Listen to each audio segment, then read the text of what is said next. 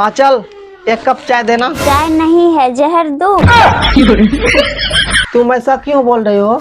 मैं ऐसा इसलिए बोल रही हूँ क्योंकि भगवान आपको भी पैर हाथ दिए हैं, तो खुद जाके बना लीजिए।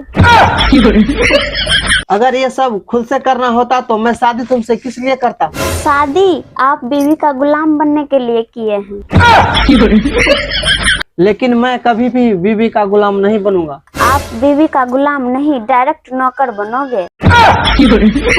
हाँ, तो मुझे तलाक देने में भी टाइम नहीं लगेगा। तलाक? आप तो क्या, आपका बाप भी नहीं दे पाएगा।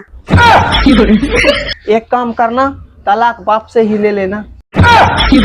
वाह, शादी आपसे की हूँ, तलाक आपके बाप से लूं। अच्छा छोड़ो, जाओ कुछ कपड़े ही धो लेना। शादी करके लाए हैं तो नौकरानी समझे क्या? चुपचाप खुद जाके धोइए। क्या बच्चे का टॉयलेट? अपना और मेरा सारा कपड़ा और बर्तन भी धोना है आपको। तुम अपने आप को समझते क्या हो? मैं यही चाहती हूँ कि आप मेरा नौकर पति हो। देखो, नौकर मत बोलो, नहीं तो लोग क्या समझेंगे। अरे, लोग यही समझेंगे कि आप औरत के इशारे पे चलते हो।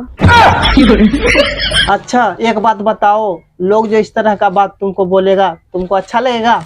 हाँ, मुझको बहुत अच्छा लगेगा क्योंकि मेरे पापा आपको रुपया देकर खरीदे हैं। अच्छा, तुम्हारे कहने का मतलब मुझे जो दहेज में रुपया मिला है वह मुझे खरीदे हैं? हाँ, आपको खरीद लिए हैं मेरे पापा। तुम अपने पापा को कॉल करके बोलो कि मैं दहेज लौटा रहा हूँ, बस दहेज का कुत्ता नहीं लौटाऊंगा। क्यों, कुत्ते से आप दोस्ती कर लिए हैं क्या? अरे, अपने कुत्ते का गुड़िया देवी से सेटिंग करा रहा हूँ। वाह, आप कुत्ते को वापस कर दीजिएगा और गुड़िया देवी को रख लीजिएगा।